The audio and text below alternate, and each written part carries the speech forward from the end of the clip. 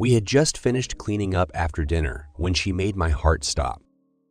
"Darling, bring us a couple of drinks and meet me in the living room. We need to talk about something." This longer and more verbose version of "we need to talk" didn't make me look forward to this conversation, but I obediently did as I was asked. Mary and I have been together for almost 2 years, and we're going to get married next Saturday. Exactly 1 week. 7 days from today. We were already living together and having sex. Impressively great sex, I might add. About 2 months after we started dating. I had no doubts about our relationship or marrying her, and I wondered what it might be about. We sat down on the couch together, and each of us took a sip from our drinks. I could tell she was having some trouble starting a conversation, so I decided to try to help her a little. "Mary, are you leaving me?" She turned to me with a look of horror on her face. "God, no, Henry. I love you and plan to be with you for the rest of my life, and I can't wait to marry you. Nothing like that." "What then, baby? You know you don't have to worry about talking to me about anything." "I know, my love. It's simple. Well, this is a conversation I've known about for years, but it's still hard to get started." I took her hand and kissed the back of it. "Whatever it is, we'll handle it together, okay?" Mary turned and smiled at me, then obviously just decided there was nothing left to do but say it. "Henry, baby, you know how close my family is and how much they love you." I knew it. My family loved each other, of course, but Mary's family, if it could be appreciated, would be much higher. "Of course, baby. And you know how much I love them." "I know. I've already told you how important this is to me, and your relationship with them has surpassed even what I hoped for.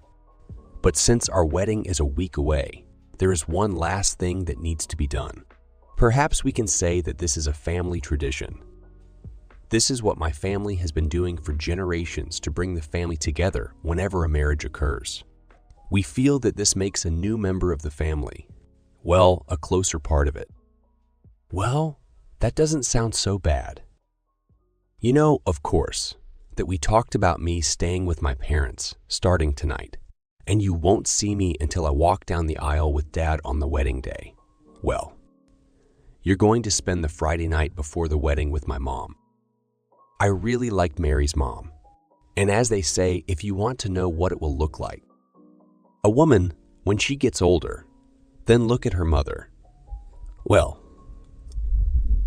let's just say I was pleased with the expected result."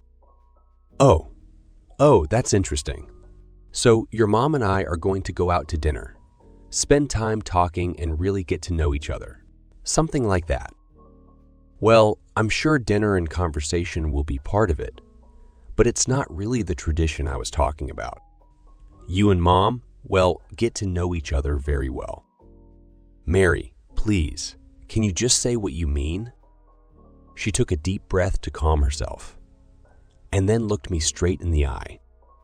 Henry, you're going to spend Friday night doing this with my mom. Of all the things I could think of, it wasn't even on the list, and I think the evidence was quite noticeable from the expression on my face. You're not. Are you not serious? I'm completely serious, my love. As I said, my family believes that the closeness between the future husband and the opposite parent creates an unbreakable bond and really brings this person into the family. As I said, this has been going on in our family for generations. You mean your father? Did you do this to Grandma Agnes as a champion? Judging by what Grandma says about it, and yes, Grandpa Frank did it to Alice's great-grandmother, and so on, through generations of people you haven't even heard of, let alone met. You've already mentioned how well Dad and Grandma get along. Well, now you know why. And husbands too.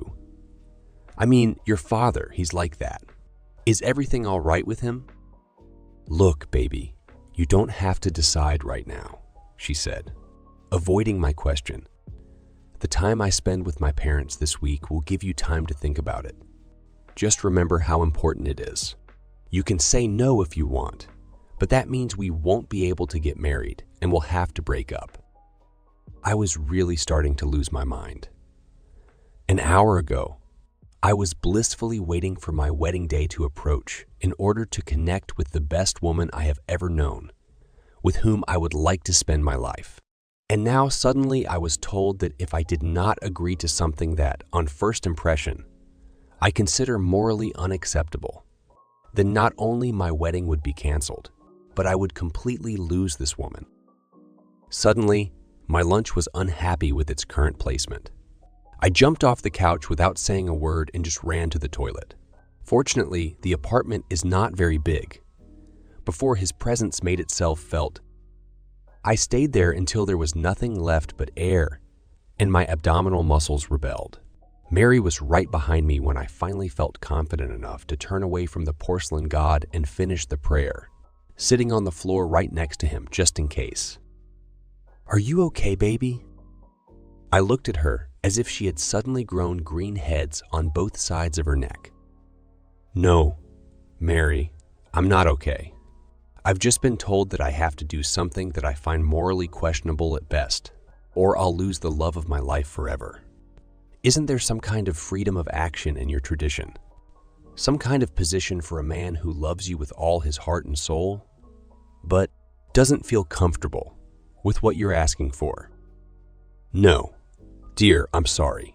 Mom was actually engaged to someone before she met Dad, and he didn't want to do it. Said he thought it was wrong. She left him that day and never spoke to him again. But you can break the cycle, Mary.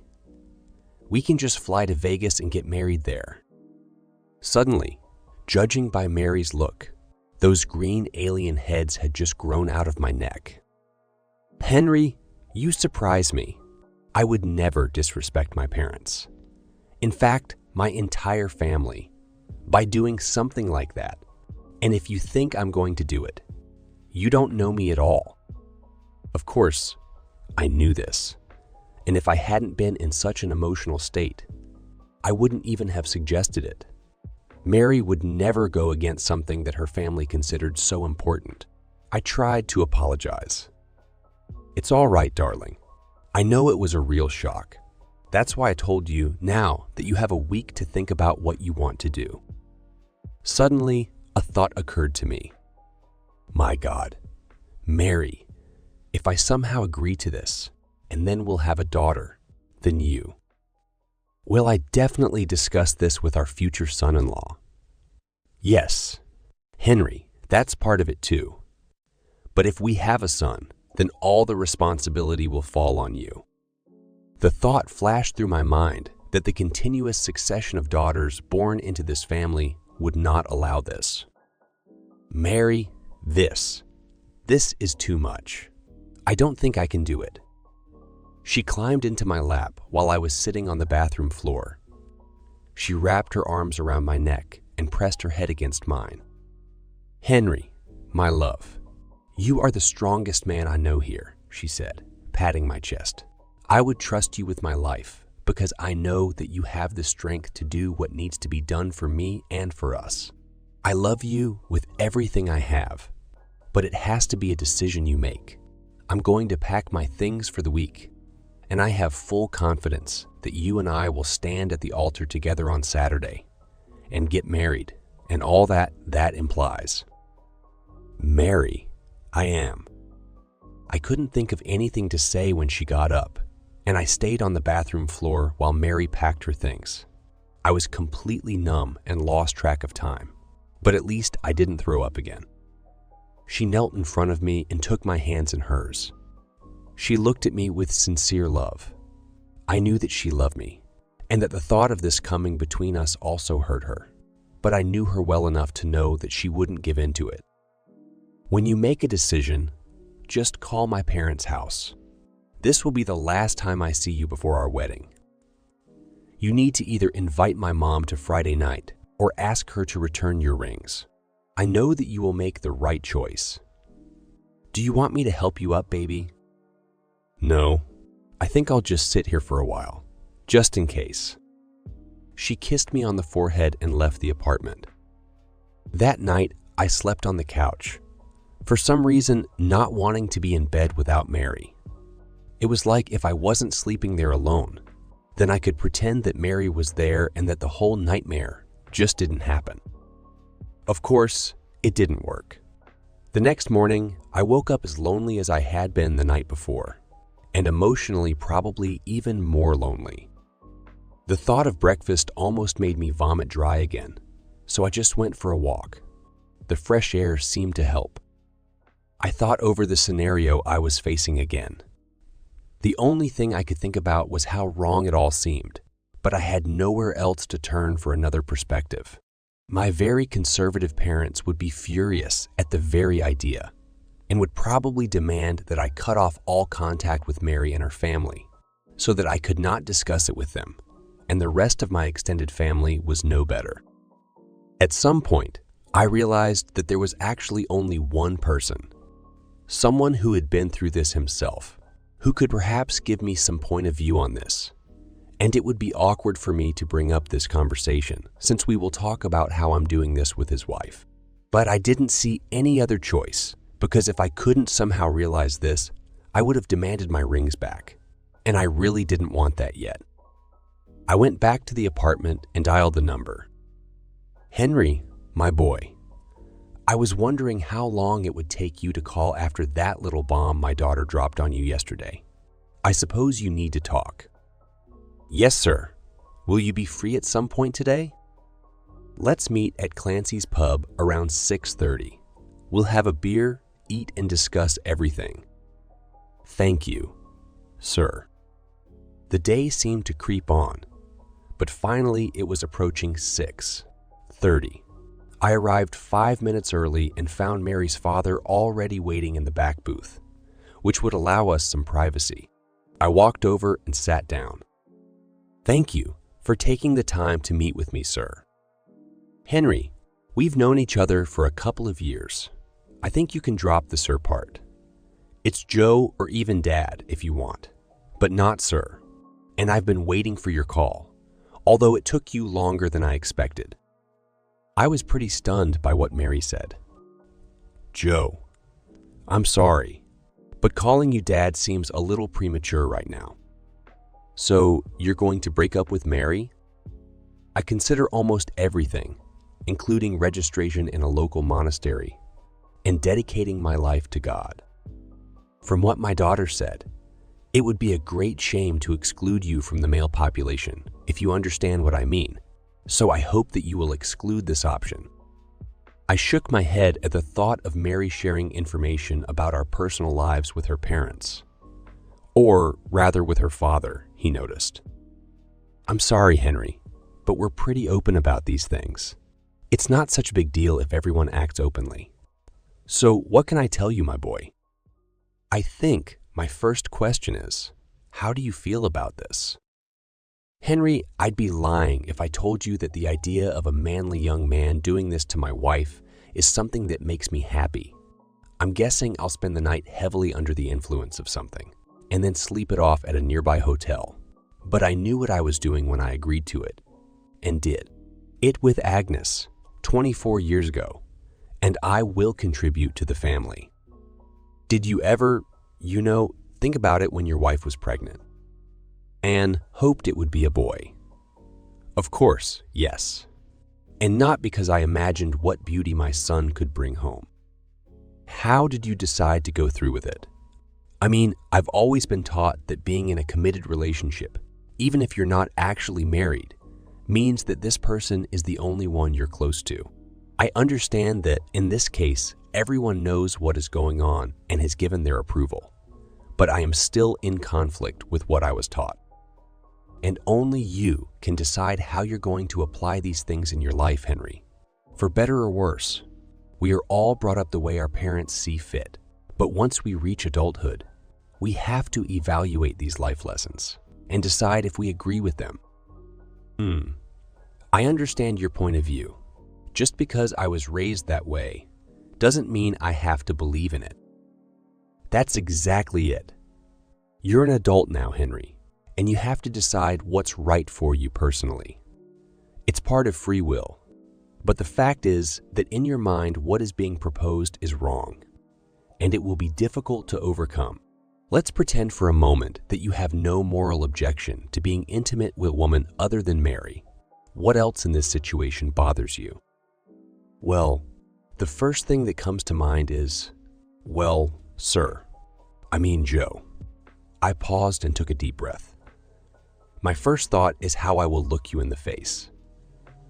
For example, would it be awkward considering that I had a bed with your wife? And you know about it. A wide smile appeared on Joe's face, and puzzled expression appeared on mine. You know, Henry, that was the first thing that came to my mind.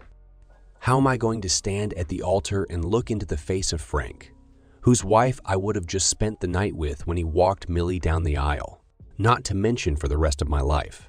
So I called him, just like you called me. I told you I was waiting for your call. He did just that. The more things change, the more they stay the same, as they say. I think this scenario has played out almost every time.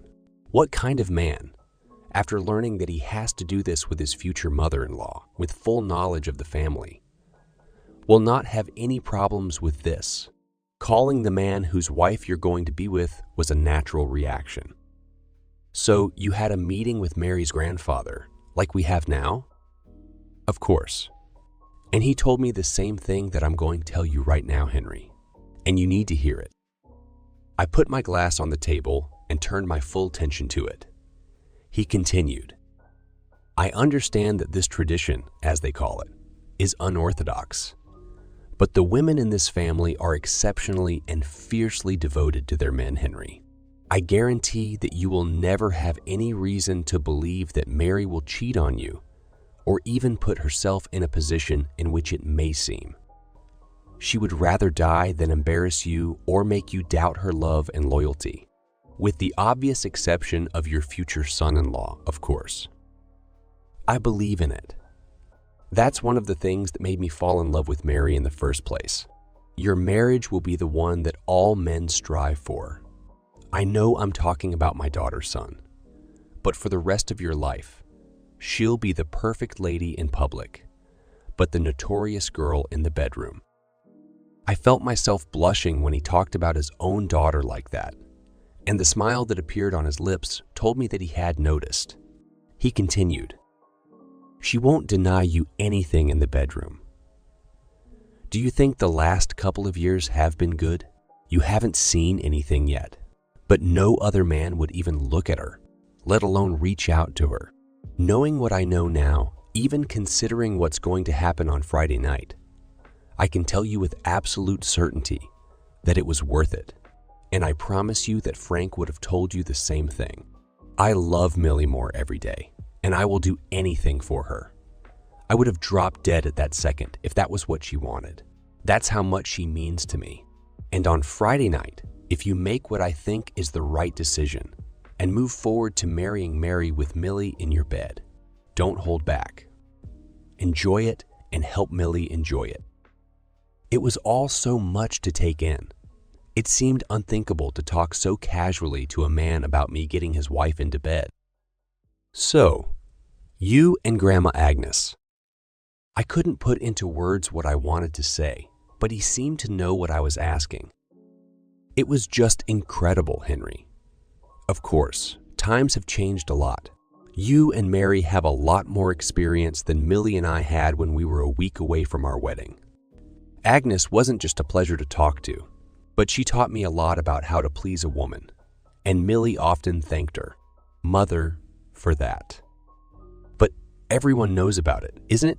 Is it strange? Actually, it's just the opposite, Henry. Since everyone knows about it, there is no secret to keep. It's just something that happens, and everyone accepts it as a normal phenomenon. So, no one's even talking about it? I wouldn't say that. It just doesn't really matter. You'll probably be asked how it went if you guys got close and the like. It can pop up in casual conversation over the years, just like any other event in your life. But it's not like people are going to come up to you and say, Man, I can't believe you touched Millie. Was she hot? What about you and Agnes? Were there any oddities with you after that? I'm also worried about my relationship with Millie. Not at all. In fact, it gave us something very intimate and personal to share. It connected us together and, as a result, connected me to the family as a whole. I know it's unusual, but the results are exactly like that. We finished our drinks, and I thanked Joe for his time. He easily dismissed my concerns about what my relationship with Mary's family would be like if I went through with it. It seemed like it was just a part of family life, and it was treated no differently than if Millie and I had spent the evening bowling together. It seemed very strange to me. So I had only one problem left. Agreeing to it meant doing it with the knowledge that one day Mary would do it with another man, provided that she and I, of course, would have a daughter. For reference, I am familiar with 5 generations of Mary's family, and during this time exactly 0 sons were born, not a single one. This seems strange, since presumably it is the male contribution to the fertilization process that determines the sex of the child. With all these sons, in-law joining the family, one would think that some men would be born, but none of them were born, and I had no illusions about changing this invincible trait.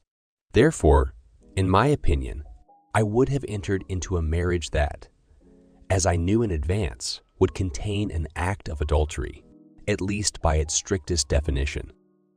But Joe was adamant that his marriage to Millie was worth it, even considering what was about to happen. If this situation had been presented to me as an outsider, I would have told the guy, run. You already know that she's going to cheat on you. But not only did I not run away, I was almost sure that I would do it. The week crept on. I was practically useless at work unless someone literally grabbed me and got my attention. Everyone knew that I was getting married on Saturday, so it was written off as nerves, and everyone was very supportive of me.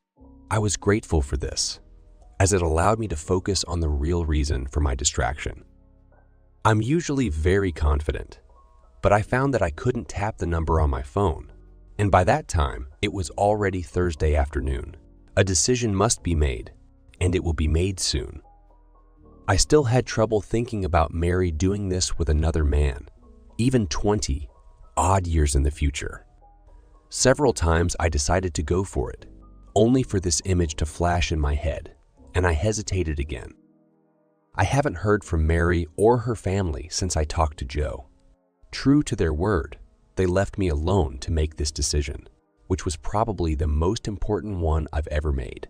They didn't put any pressure on me anyway, which is what I really expected. They explained it to me so that I could understand, and then everything depended on me. I was wondering what Mary was going through. Did I somehow hurt our relationship by taking so long to make a decision? Would Mary really think that I didn't love her as much as I did, since I didn't agree to it more readily? Of course, I hoped that this was not the case, that she would understand the inner struggle that I was experiencing. That remains to be seen. On the way home, I stopped, picked up something to take away, and decided to make a decision and make a phone call. I turned it all over in my head, but in the end, it all came down to one question. Was I better off with Mary or without her, given what was going to happen in 20 years? After that, the decision was easy to make, and I made it. I dialed Joe and Millie's home number. Mary answered, obviously seeing the caller's number, because she knew it was me. "Hi, honey. We've been waiting for your call." Her voice wasn't as confident as usual, so she was clearly worried about what decision I had made. "Hi, Mary." I paused just for a moment for effect. "May I speak to your mother, please?" The smile on her face was clear even on the phone. "Of course you can, baby." Millie knocked on the door at exactly 6:30 p.m. It was decided that she would come to my house, and from there, the evening would begin.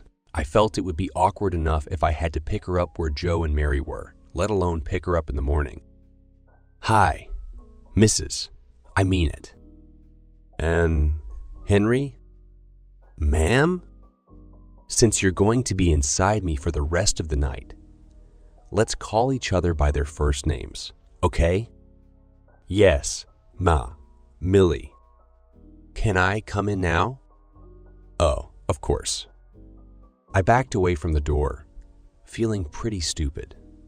I haven't been this nervous since, well, never before. Suddenly, I was even worried about my ability to perform when the time came.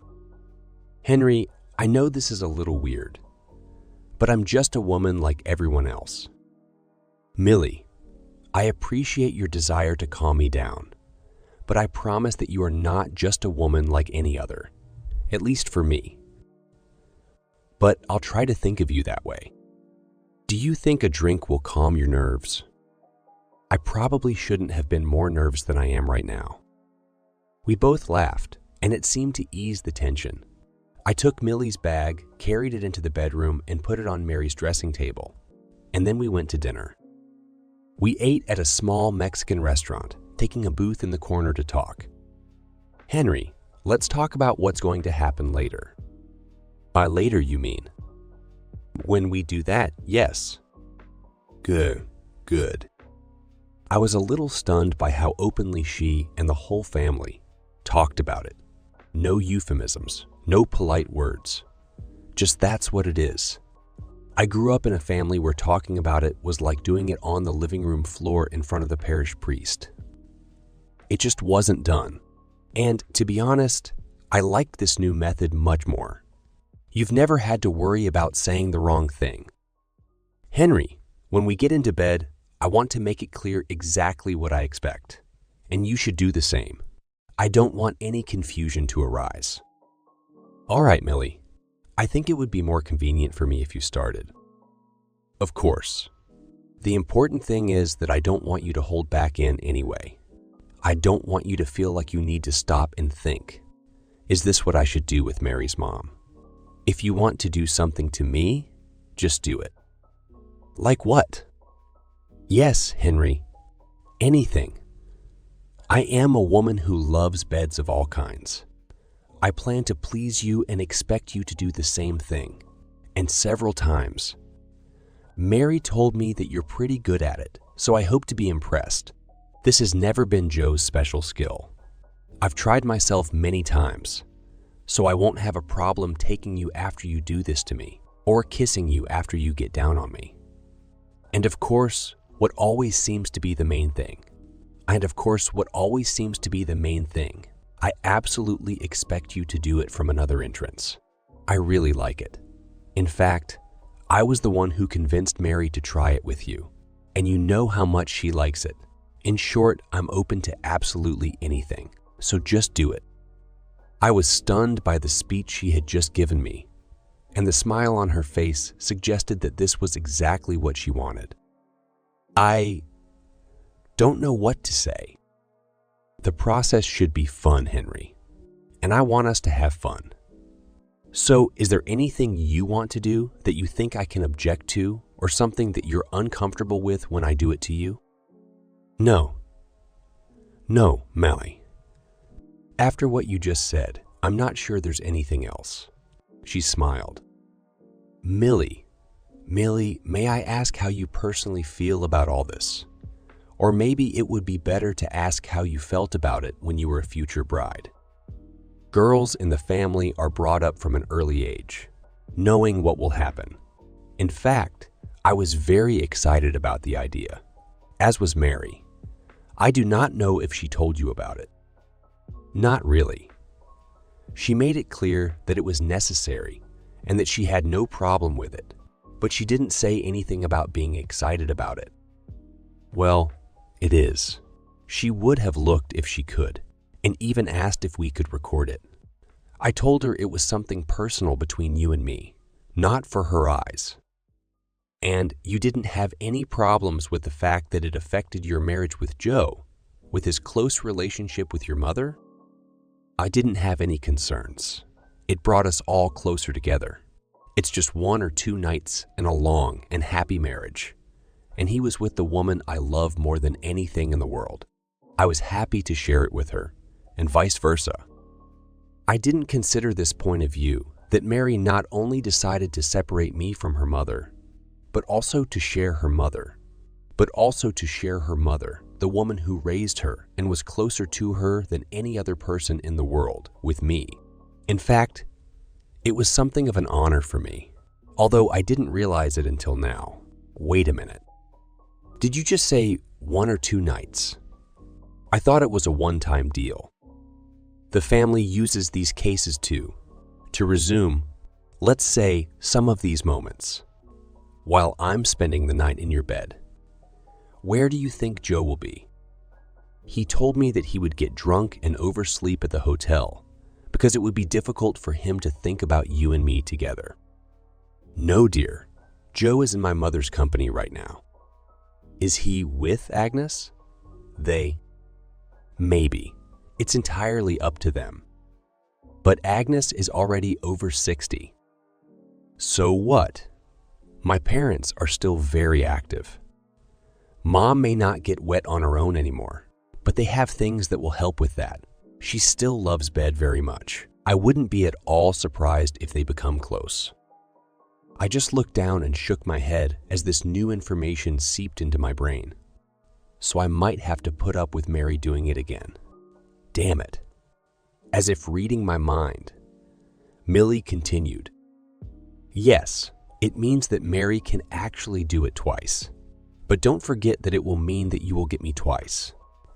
Henry, I know this is all pretty hard to accept, but we've been doing this for generations. We have never had a divorce, and none of the men, as far as I know, have ever expressed regret about their choice. What about the next morning?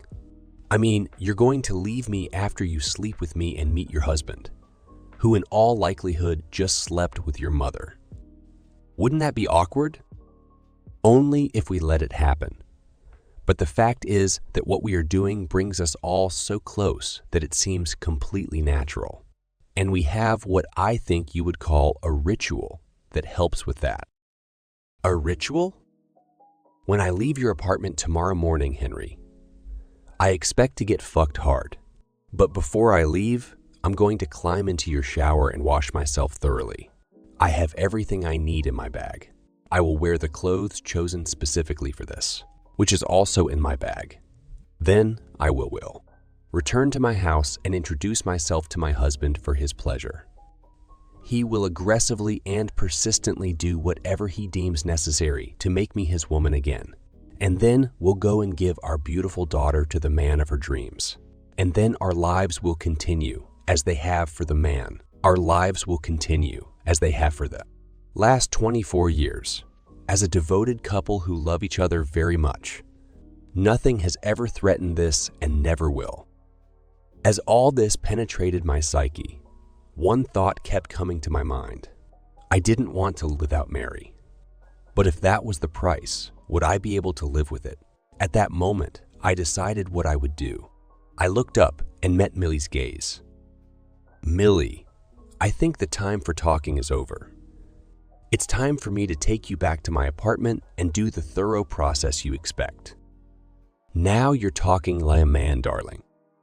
I took care of the check, and we returned to my house. Anticipation gripped me all the way home, and I was looking forward to it. We decided to take a shower beforehand, probably only the first of several showers we would take, and I admired her body as she undressed, noting her with interest. Enjoying the view, Henry? Very much, Millie. Very much indeed. You are an incredibly beautiful woman. Mary told me that you prefer things to be smooth, so I did it just for you. Joe's preferences lie in a different direction. I smiled at her as she put her hands on her hips and introduced her body to me. She looked good for a woman of any age, but especially for a 44-year-old woman. Millie, let's make a deal. She looked at me with interest. I love Mary very much, and I know how much you love Joe. I will do my best to put aside my inhibitions and make love to you the way you want and deserve. But let's do it one last time when we mention their names before tomorrow. A deal? She laughed and said, agreed. The details of that night will forever remain known only to Millie and me. I had a little experience before I met Mary, but this was the first time I was with a mature woman, and it was definitely different. Millie doesn't have that kind of energy, or she was flexible like Mary, but she had some talents that needed to be tested at least once in her life. We got some sleep, but not much. I decided that if I was going to do this, then I was going to give everything I had, and I hope Millie wasn't lying when she told me how wonderful it was. Of course, I thought so, although it did not have the love that Mary and I feel for each other. We did all the things Millie talked about, and a few things she didn't talk about. We christened every room in our small apartment, and I think we were both a little disappointed when it came time for her to get ready to return to her husband. It was just wonderful, Henry. I haven't had this experience in years, and I will always cherish the time we spent together tonight. I will remember this with love and forever. My daughter is a happy woman, and your husband, Millie, is very lucky. I will also remember this evening forever. I had my doubts about this tradition of yours, but I can't deny that it's great. All these generations can't be wrong. I'm going to leave now and see you at the wedding. My Taha devoured miles on the way east. It was approaching noon, and I finally turned on my phone, which had been turned off since morning. God, 30, 8 calls and 50. 4 texts from Mary, a bunch of the same from Millie and my failed cuckold father-in-law, Joe. Of course, I knew that my parents were not at church, and I didn't need to call them. I told them about my plans in the morning, and they warmly supported me. Obviously, Mary got the message that my phone was online, because her phone call rang at the same minute. Darling, where are you? Priest, all my relatives are here, and my father is ready to lead me down the aisle, but you are not at the altar. Mary, do you really think that I want to marry some girl who I know will cheat on me in the future? Considering all the disrespect you've shown me, I'll tell you just once, I don't want to see or hear from you anymore. Henry, why did you react like that? It's a family tradition, and neither my mother nor I could have done otherwise, she said, chokingly through sobs. Are there any other traditions in your family that it's not time for you to tell me about yet? Maybe I'll need to do this with your grandmother after the birth of your first daughter. She's supposed to help you raise your great-granddaughter. So, I'm not a member of your stupid family, and your traditions don't concern me. And honey, your mother was so incredible that I just can't deprive her of the opportunity to do it again with a young guy. Your next future husband. You're not going to deny her this opportunity, are you? I turned off the phone and accelerated. I had my whole life ahead of me, and I hope that I will meet the one woman who will not look forward to doing this in every possible way with a future son, in-law, making me a cuckold, maybe twice.